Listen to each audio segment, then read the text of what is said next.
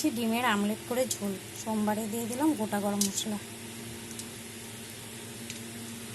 আর দিয়ে দিলাম একটা বড় সাইজের আলু টুকরা করে নিয়েছি। এটা এখন ভেজে নেবো। আর দিয়ে দিলাম লবণ আর হলুদ। এগুলো এখন নিয়ে ভেজে নেব।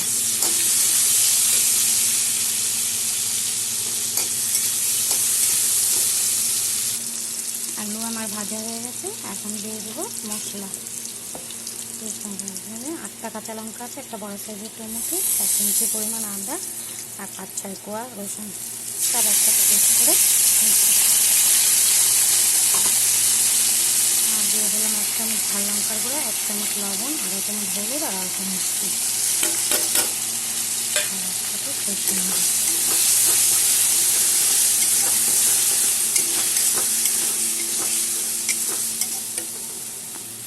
মশলা আমার কষানো হয়ে গেছে। এখন দিয়ে দেবো পরিমাণ মতো জল।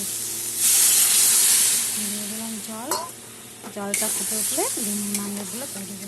ডিমের মামলেটটা বানানো দেখালাম না, এখন তোমরা তো জানোই কেমন ডিমের মামলেট বানায়, ওইভাবেই বানিয়ে নিয়েছি। আমার ঝোল ফুটে গেছে। এখন দিয়ে দেবো ম্যাগির মশলা।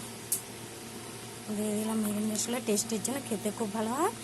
আর ভেজে রাখা ডিমের মামলেটগুলো দিয়ে দিলাম। এখন 6 পিস ডিমের মামলেট আছে, দিয়ে দিলাম। এটা আর দেখাইলে তোমরা তো পারোই ডিমের মামলেট কেমনে করতে হয়।